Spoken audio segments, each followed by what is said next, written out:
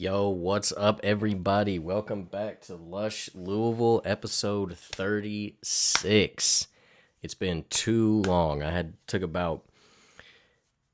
was so busy last year working at the studio. It's been like 16 months. It's been about almost a year and a half since I've done an episode, but we're back now. This is episode 36 with my boy Rosario. We go way back. He's a great musician, artist, and he's got a lot to say about his journey as a musician in Louisville and then moving out to LA. But before that, I just want to fill everybody in on some things over the past year.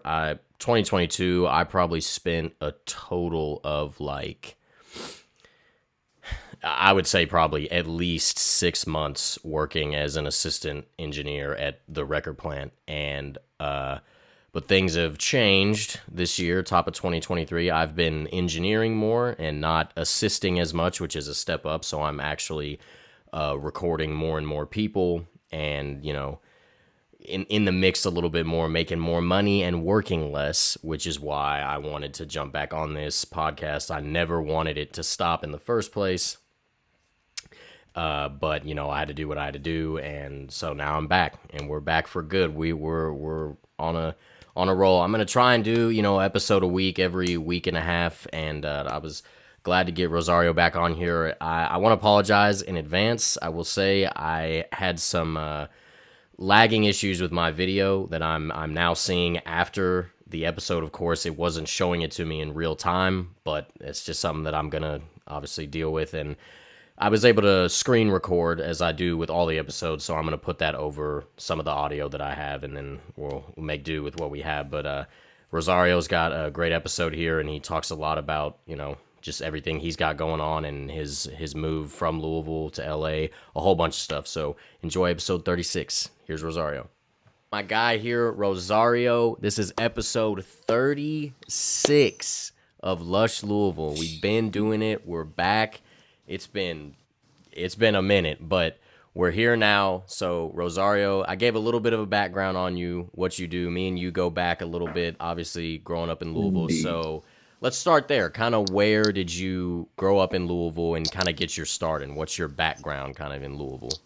Big bet. Well, fun fact, wasn't born in Louisville. Yeah, that's right. Was born in Providence, Rhode Island, Okay. but and immediately moved to Connecticut. But then in fourth grade, we moved over to Louisville, Kentucky, and basically lived my entire life there. So it's where I'm from, because spent most of my time there.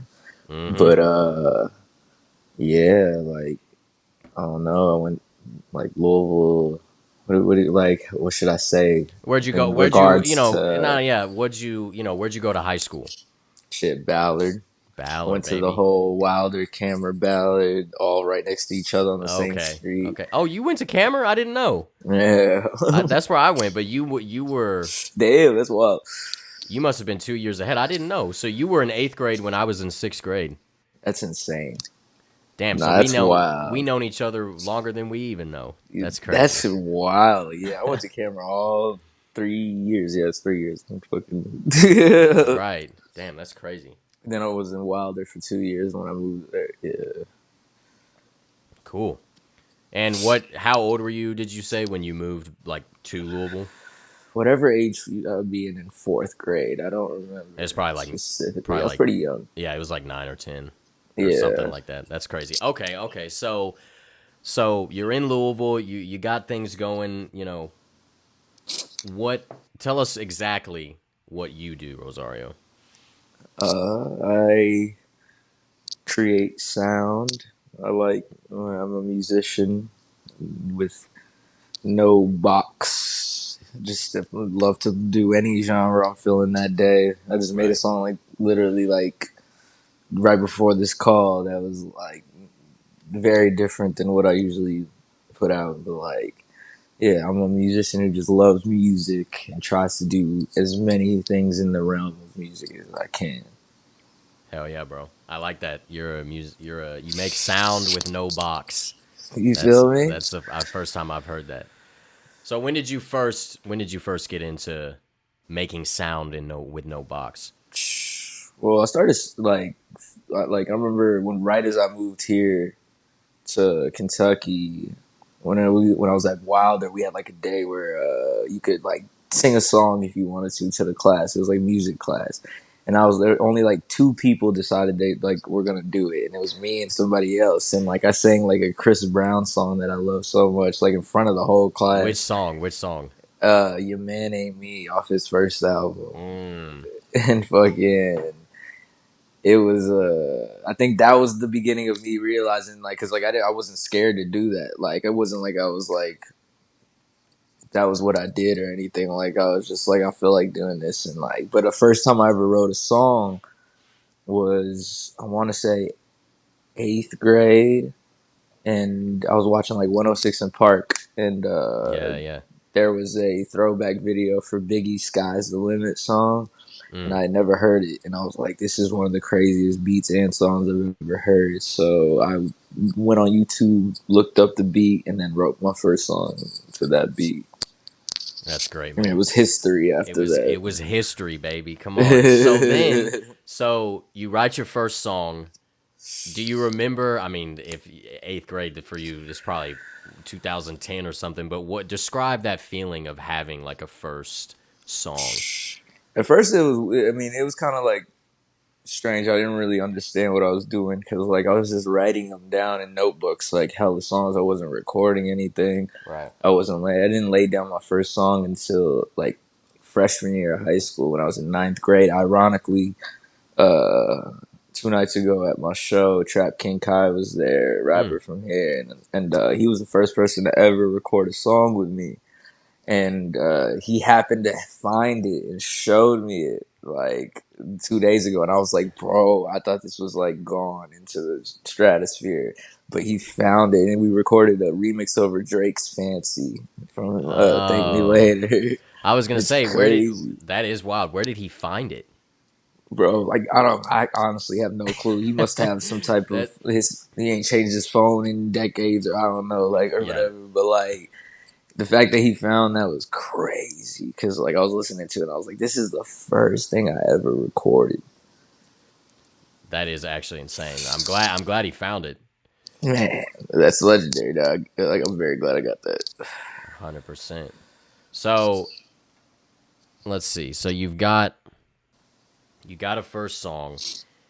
So what happens after that? So you realize, that you wanna do music. What happens? Where does your mind kind of go after you've got that Shit. first song?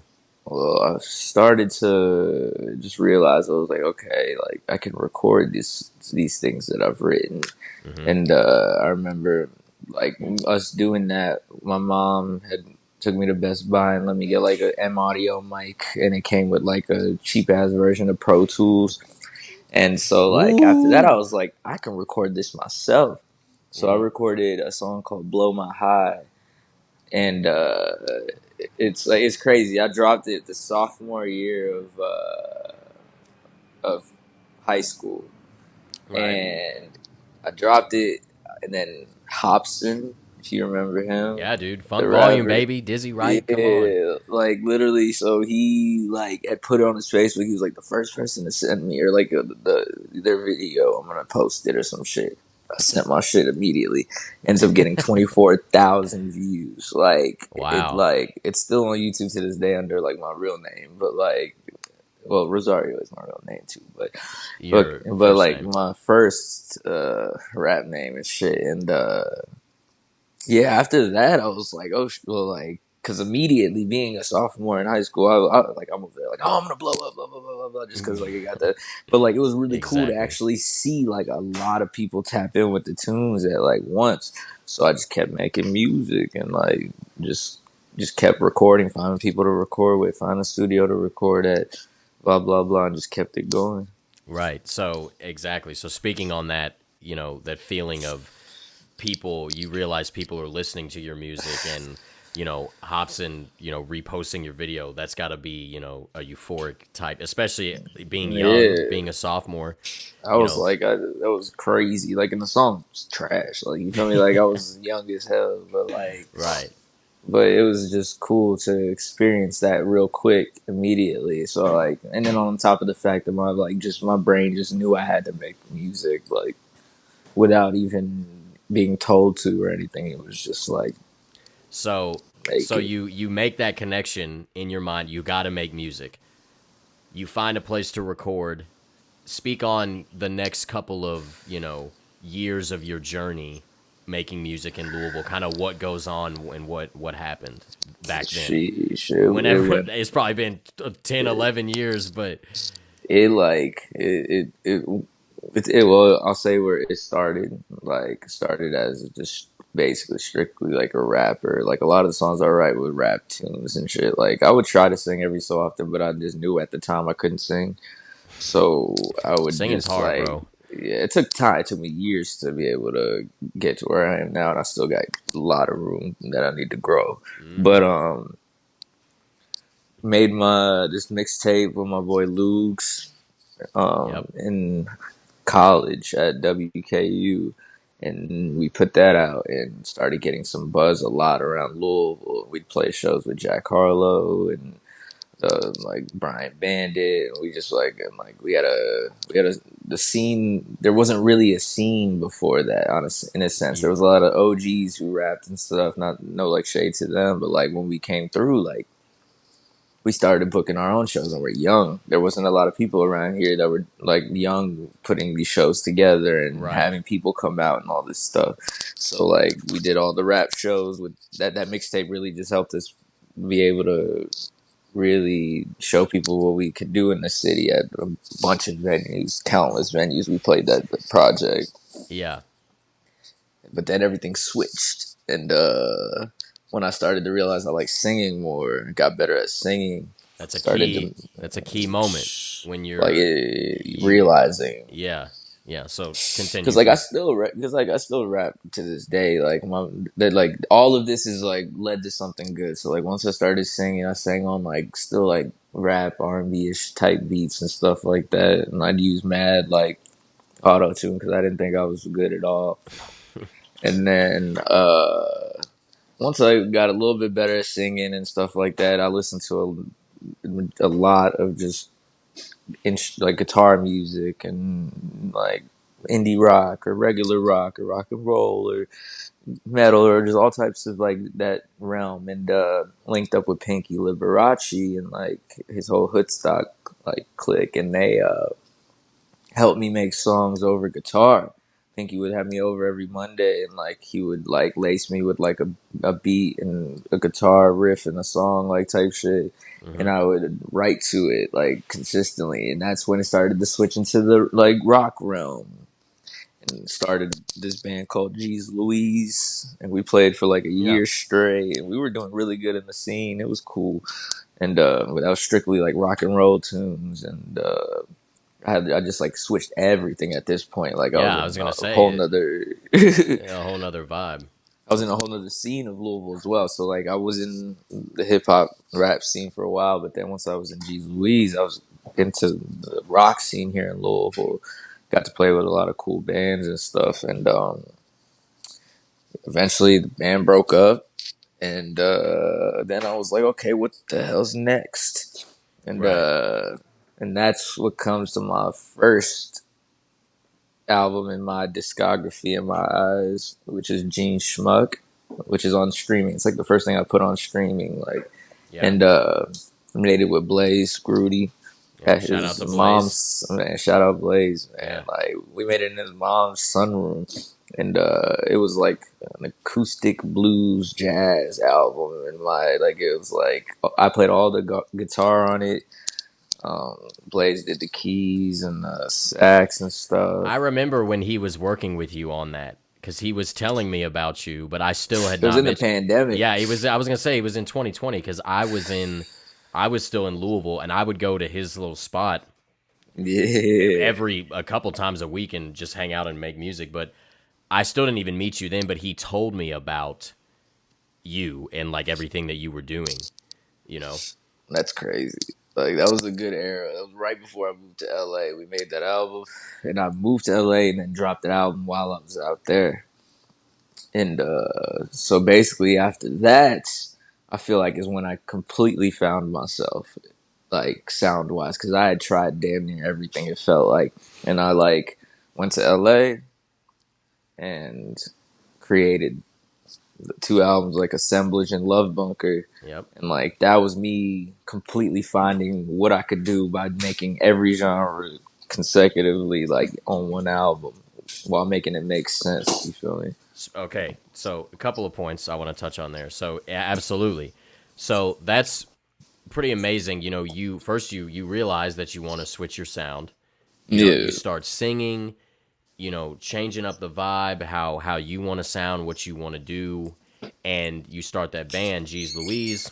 So you're moving through the scene, making multiple different genres of music. It sounds like, you know, yeah, and yeah. that's got to be just a super cool experience. Obviously, as you spoke on it. So It's fun. It's right. definitely fun. So the journey in Louisville, you know, kind of comes to an end, but not really. But so you speak on. You just said you moved to LA. Talk about that. So you know you've established like your sound at that point, essentially. Yeah. Then you come to What? LA. What? No, I wouldn't say I established my sound. I established it while I was in LA Okay, so because you moved that to Gene Schmuck was that's like a time capsule. Like that was like it was my first album that I consider my discography, but like nothing has sounded damn near the same since that album. right. That was just the first one where I could like I agree. felt like it was just like I don't know. Just putting it on streaming felt like it was a new era of me. It's still like me, and like I like, but like after that, I was able to mix that with everything else as well. Yeah. So let me grab my shades. Yeah, bro. I'm glad it's sunny in Louisville, bro. It's cloudy here, and it's been I cloudy. wish, It's been cloudy every day this week, every single day. I wish it was cloudy here, man. Because I do not I feel mess with the you. sun. I feel you. I like that vibe, but you know, I've been going to the beach a bunch recently, and it's cloudy and cold, and I'm like, bro, I can't do that. But I get what you're saying. So, Yeah. but continue, anyways. Yeah, so just moving out to LA, like the first 3 months were like a little rough. Just I stayed on my homie's couch, like basically all the roommates that I ended up having, like you already know everybody, Right, right. Mace, Jairus, Sheen, Miles, Yes, Elliot, sir. Harrison. But Yeah, shout out to all those yeah, guys, man. nah, shout out to All them. big Louisville people doing big things out here too. And like when I stayed on their couch for 3 months, we ended up getting a crib. Once we moved into the crib, that's when everything changed because we had a garage that we turned into the studio, which you've been over, Yep, yep. and that being able to have my own studio that I could be as loud as I wanted and spend a lot of time like myself, like recording and stuff and fucking with ideas and shit like that changed the everything. Like, and I Right. was able to put albums together the way that I would want it without having to rely on going to somebody else's crib to get it done and like trying to get it done all fast and shit because it's Yeah. not you're not on your own time and shit. But Right. yeah, like that was being able to have that specific garage and turning it into a studio changed everything. Like that, Yeah. So the garage studio was definitely a classic. Me and you made some classics in there. It man. was always a vibe going across town to meet up with Rosario in his garage and make some music and see Miles and Forrest Yeah, and all them. bro, that crib was legendary. We still got one half of it with like Forrest and Jarris and my boy Aiden. Aiden, yep, yep. Yeah, they still got a little half of the building still, so that's fire. So, you know, so that experience having that and you know you realize that you've got this space now where you can record and continue to make music and continue to establish your sound like what you were saying earlier, and you're in LA and you're working with these people. So what what brought about the music that, how do I want to say this? So when you were continuing to establish your sound out here, Yeah, what brought about the inspiration and the for the two albums that you did out here, I guess you could say. definitely the new setting. being not at home where you're comfortable. So I was somewhere where I was, in a sense, uncomfortable for a while. Just like every day you see completely different things that you've ever seen. I never like didn't. I've only been to West Coast like one time before that to visit Forest, and like Hmm. it's just like, oh no, there's so much inspiration out there from just like, I speak on my life when I write my music. Like, you can pinpoint my entire life by listening to all my tunes if you pay attention. Like, it's really like vulnerable stuff. So like everything that I would go through out there, whether it was with jobs or women or just like my head or life, just anything like that, like I was able to, and just like write all new ideas and like work with new people that I never worked with and produce myself, which I never did like a lot until I Yeah. moved out there. So I'd say, yeah, it was like a lot of all that, and just having very, very creative roommates that everybody's working on stuff. So you want to make sure that you're trying to keep up and Yeah. Okay. do So your thing. so that's important. So talk about that a little bit. You know, you've got what did you have like 4 or 5 roommates? It was how Yeah, it was not. It was 7 of us in the crib, and 7. yeah, with So 8 rooms, one everybody's big building. everybody's creative and you want to keep up. Everybody. What do you mean by Like, that? everybody did their own thing, whether it was music, modeling, art, like just regardless, or photos, or just anything. Like, they were chewing and doing their thing, and like it's like the atmosphere in LA is work, work, work. Make sure you are always on top of your game and linking with people. Blah blah blah. I'm very antisocial a lot, so like I don't. I would not go out at all, like ever. Only for certain events when it's like music or art and stuff like that. But that's why I feel like I moved back, really, because like the lifestyle out there is crazy. Yeah, so it can be, how long were you out here, you would say? Or 2.5 2.5 years. years. Yeah. So for me, it's coming up on just about 2 years. And um, I feel you. The lifestyle, it can be uninspiring. And Mm. you see how a lot of the, You just especially got to with, pay bills. It's just and like, that too, well, that also, it's expensive. And, you know, from what I do in my work, I seeing up front how, the music business really can be tough and uninspiring. And so those things play a part in, what what happens nah, in, facts. you know, so but I commend you for the, putting in the work, making 2 albums and all Thank of you. that, so I cannot I can't I It got to was a good commend you for that. experience. Like, Exactly. thank you. I So appreciate that. absolutely, bro. Come on. And I know you still working hard and you got some time at the record plant, baby. I got your Instagram record plant photos pulled up here. And that And Bardo hey, session was one of the greatest moments of my life. I it's, shit you not. Like, that was right. incredible, to be able to sit next to a man who I've been listening to for years, watching play across the world, and like sing at the same time. The way you set us up, that was Right. crazy. You feel me? So for the viewers right now, you can't see it, Rosario, but you'll see it on when I put the video out. There's I brought Rosario into the record plant.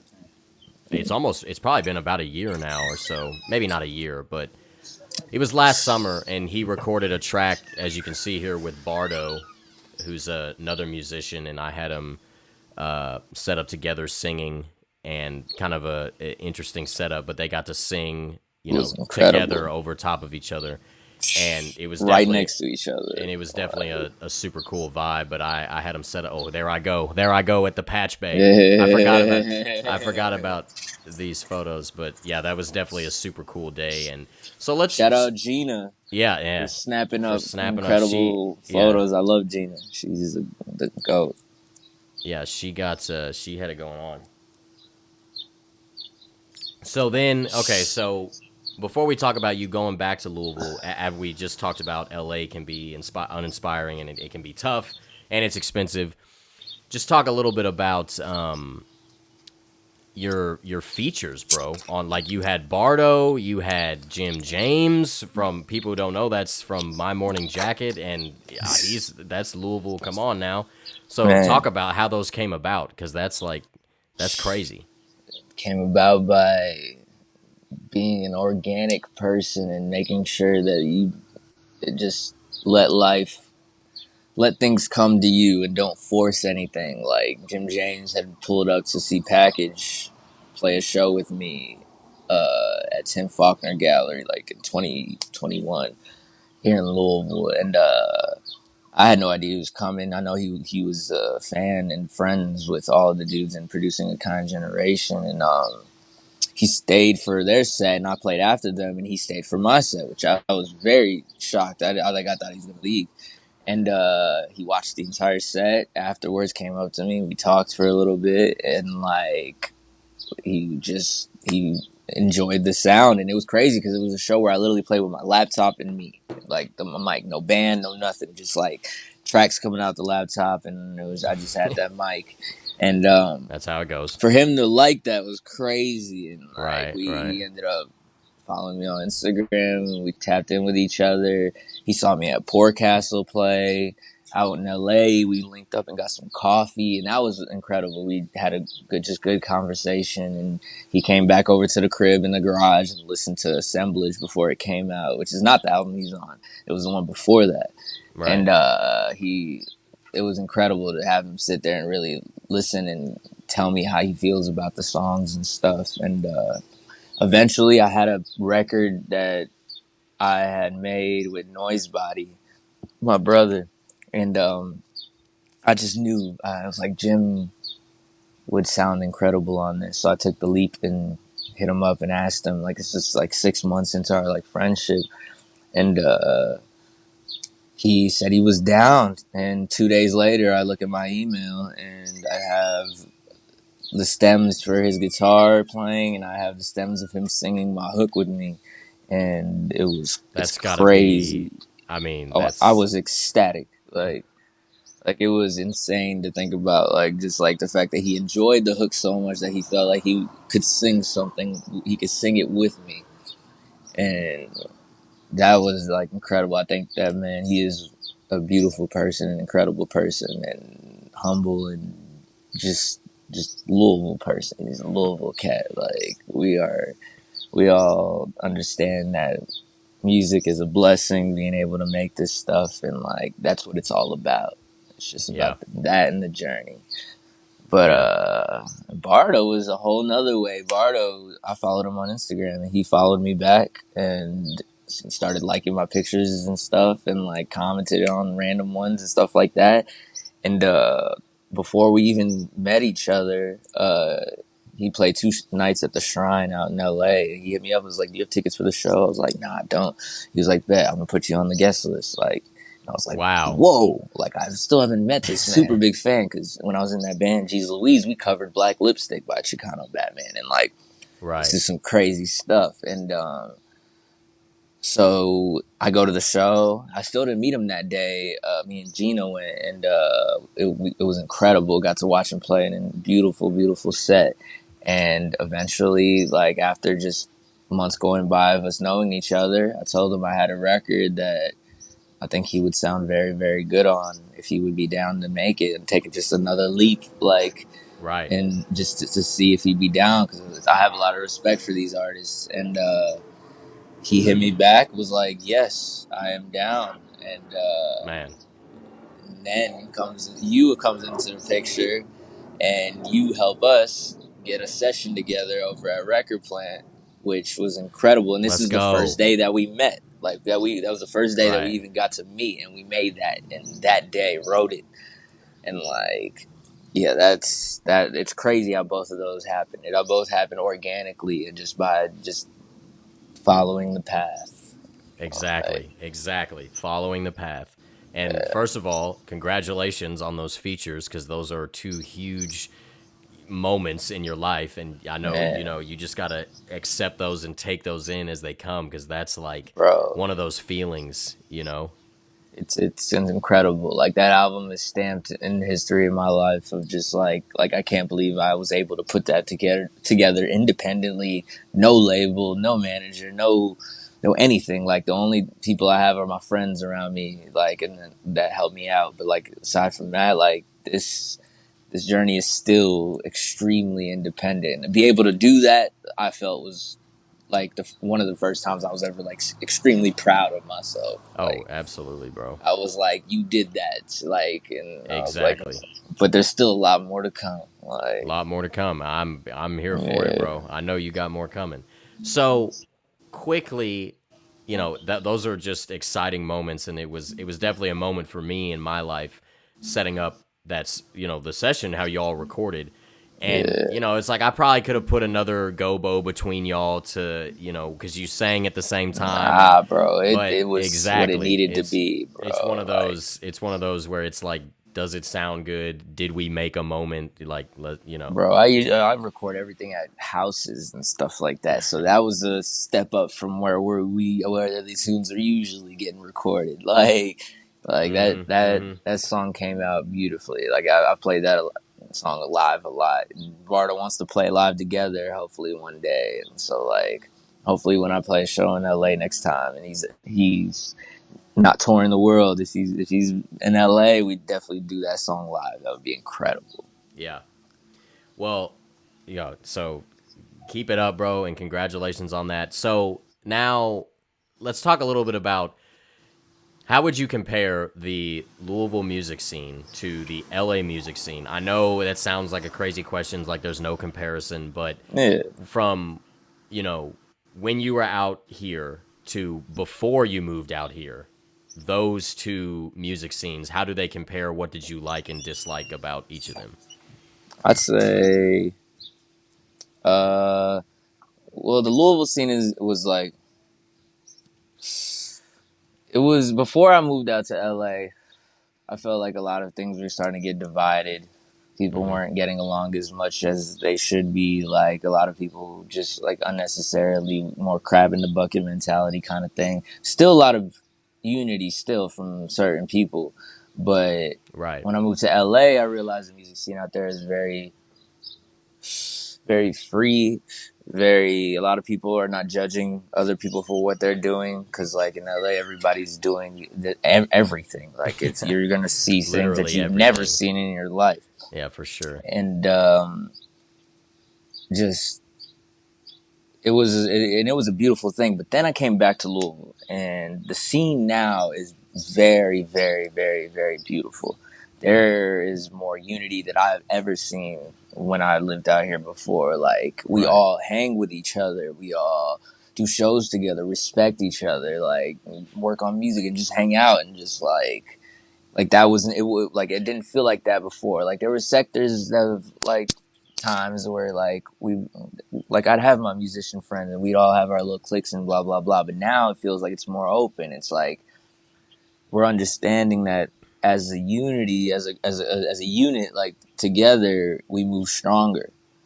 And Great, bro. That's great. that yeah, it's very beautiful. There's a lot of very talented people right now making music that I'm around, and it is just a matter of time before the floodgates open for Louisville because like it's been opened a little bit over the past few years, but like there's still not that shine. There's not that those eyes on our city as it should be. We don't get the same help as we should get. So like I Right. think just the strength of us being together now and all really really really like having a lot of love and respect for each other is gonna change things.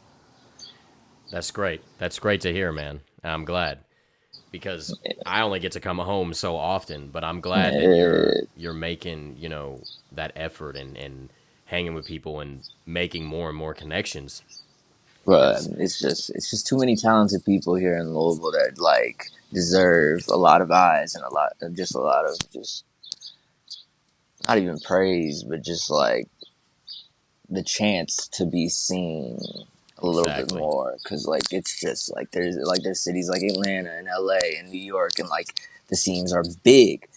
It's very large scenes because they know that a lot of it can be 40, 50 people that are all big from your city, and that's okay. Hmm. But like if in Louisville, it feels like it can only be a few at a time in a sense. Like and like it shouldn't like that's how it felt like with the crab in the bucket mentality. But now that we all understand within each other that like everybody, we want each one of us to shine as bright as we can. Like we don't want to hold anybody back, even if that means that person's going further than you are. It does not matter. It's like we are doing this because we love this. So like Yep.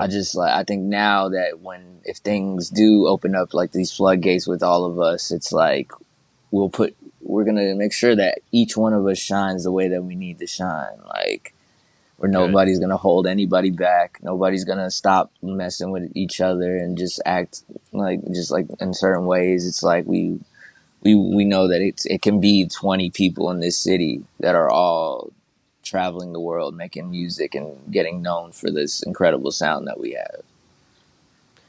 Man, props to have. you, bro. For real. That's great. Thank you, Not wanting to hold anybody back because bro. it's people be jealous and stuff. But I'm glad that you've got that community of people where y'all are pushing each other forward, and I'm happy to hear that that's happening in Louisville Bro, because it's good. Like this it's summer, there's a lot of music that's gonna drop from these cats that I'm like I can name so many people, but like you'll see very soon, like this summer, how much incredible music's about to come out of this city. Like it's wild. I'm excited, man. Honestly, so I would like to ask you quick. You now that you're back in Louisville, and first of all, I've been seeing. I wish we talked. We got to start talking on the phone more, bro? Because I've been seeing Nah, facts. you've been touring, you've been doing shows since you moved back. You seem to be thriving, and I'm super happy for you. Thank you. So, where do you see yourself in the next 5 years? You would say. I think I finally have gotten the confidence and like just prove to myself that I can speak good on my future endeavors, and I just like I know for a fact that all the dreams and ideas that I've goals that I've had since I was young and writing music and blah blah blah, like I'm starting to see that this can is it's a possibility and it's actually going to happen. Like Yeah. we the way we speak on it between each other is this is going to happen.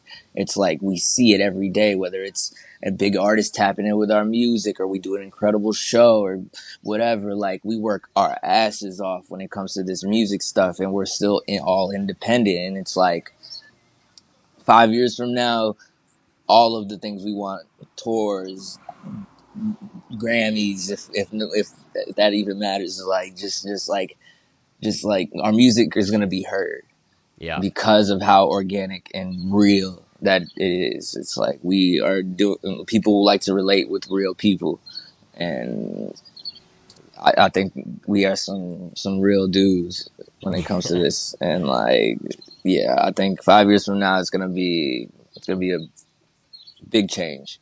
Big change. Well, that's great, man. I could see it for you too, man. I got the utmost confidence in you. Thank you, my brother. You've got it going on, bro. All right, Thank all right. you as well.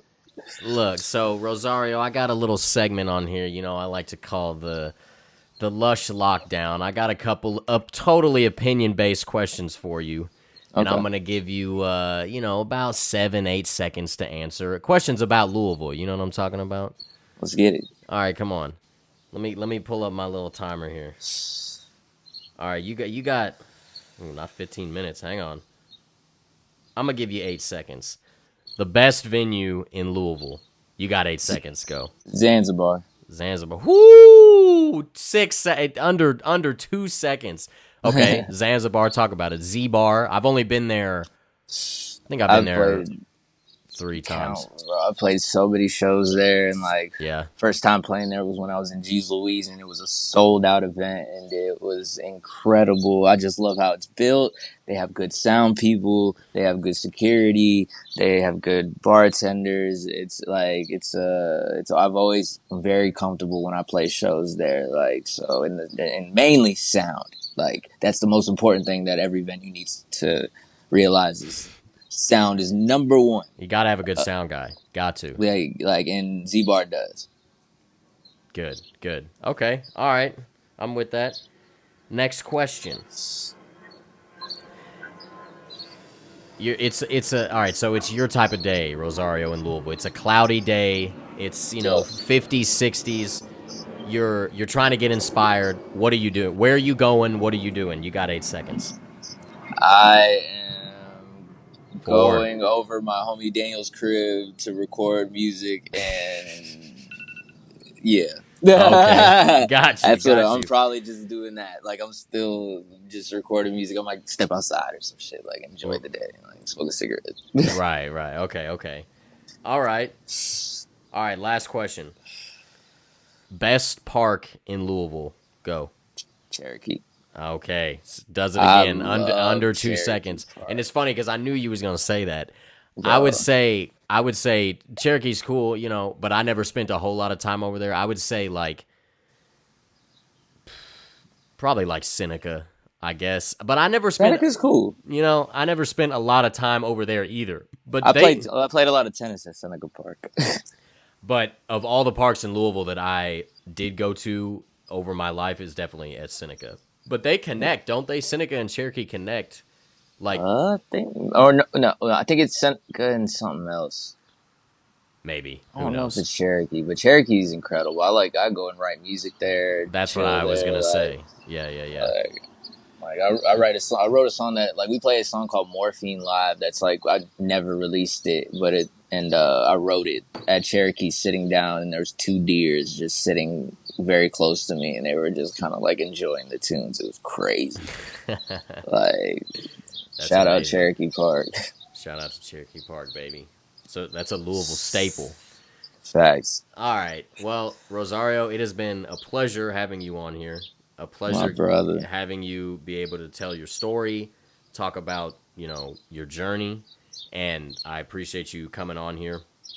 But before we go, let's get your socials going on here. If you don't follow Rosario, he's got a page, rosario.schmuck. Here, I'll zoom in on it. Yes, sir. Let me scroll up a little bit. Yeah, rosario.schmuck. And then you also have Schmuck Records, correct? Yep, my small independent label that I run myself, just so I have my own little imprint. Which I have two artists that I signed: my boy Trey HBKS and my boy Daniel Yoakum, who I make all my music with now. So basically, the next album you'll hear them a lot. They are incredible, incredible, incredible artists, and they're not even like signed to me because like we don't. There's like it's not a real record label, but these boys, I'm pushing their sound because they're crazy. I feel you. I feel you.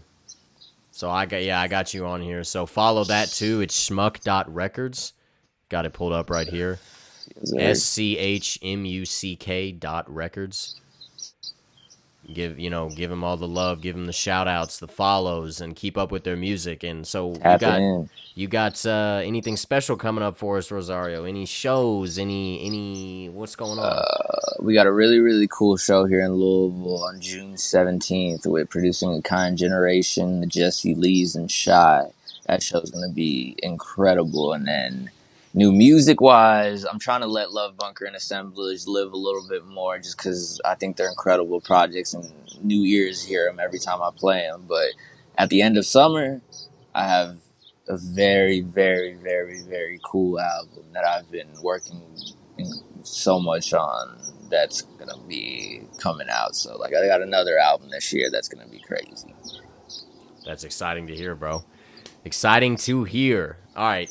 So, any last words of advice or any last, anything you want to say to the people? Any people you want to plug in, shout out? What are we doing? Shit. For advice, stay human. That Stay is my human. motto when it comes to music. Stay human. Like you can interpret it in a lot of different ways, but I was like gonna I feel like say, what do you mean by that?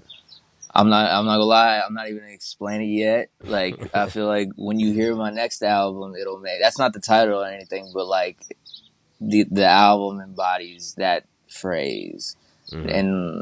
And shout out wise, shout out to every single person I work with in this scene, man. Big shout out to Hendo. I'm at his crib, like just chilling, bro, and like he is the best artist in Louisville. I that's facts. Like, so watch out for Okay. Hendo's. I'm on a lot of his new music on that new album. And like, yeah, so shout out to him and shout out Rolly, shout out Doughboy, Private, Shy, Chris, bro. I could literally go on for days. Like, how many Blaze, bro? Like, and people I've mentioned already in this. Like, everybody in this scene. There's a lot more people that I could name, but you'll see me post them all the time. So just if you tap in with the Instagram and Twitter, you'll see all the people that I really love and support in this city.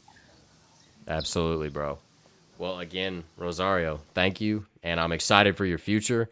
Keep in touch, and thank you for blessing us with episode 36. Lush Louisville, we back, baby. Come on, Yes, come sir. on. Thank you He for had to bring it having me, back. bro. It's been over a year, and we're back. So Sheesh. I'm glad. I'm glad you asked me, man. yeah. So we gonna keep it rolling from here. Up episode 37 up next, baby. Come on. Stay tuned. All right, bro. Well, you be safe today. Enjoy the rest of your day. Soak up that sun. Shit, bro. I'm sweating. I wish it Yes. was. That's crazy. You said it's 90s out there. It ain't. It's like 80s, like something today, but it's gonna be 90 in like 2 days. Bro, it's like 60 here. Like it's. Hold up, That's hold like up. my. I love that. I really wish I Nah. was Okay, there it's right now. 70. It's 70. So I'm about to That's go. still way better. Yeah, that's true. I'm about to go for a run. I'm about to get it in. It's Memorial Day. Let's vibe. Come on now. Yes, sir. Come on. My boy. All right, we'll talk soon, bro, and be Oh, safe. bro, hit me up anytime, bro. Thank you. And vice versa, bro. Same thing. Same to you. Peace. Peace out. All right, guys. Thanks for tuning in to episode 36. We're finally back. Yeah, I'm trying to get episode 37 going again this week. Like I said, I've got a lot more time now. I'm working less, making more money. You know, it's always a vibe. So I'm dealing with that, going, living life, getting to explore LA a little more. But I also have more time for this again, which is why I brought it back. I'm not going to let, I was never going to let the podcast die. I just had to take time off because I was so busy last year. But we're back. Great episode with Rosario. Got to share, everything that he's pretty much ever done in music, the things that he's faced. And one of the big things I would say is the, coming to LA and then moving back and the difference between the scenes in Louisville and LA. But I'm really glad to hear that they're all pushing each other out in Louisville to be the best and not trying to hold anybody back, because that's important, and that's that's one of the things this show is about. And again, we're back, and the goal has always been the same. I'm shining light on Louisville creatives and their work and learning more about them and what they do. So yeah, so until then, episode 37, we'll be back sometime this week. But thanks for tuning in again, and it's great to be back.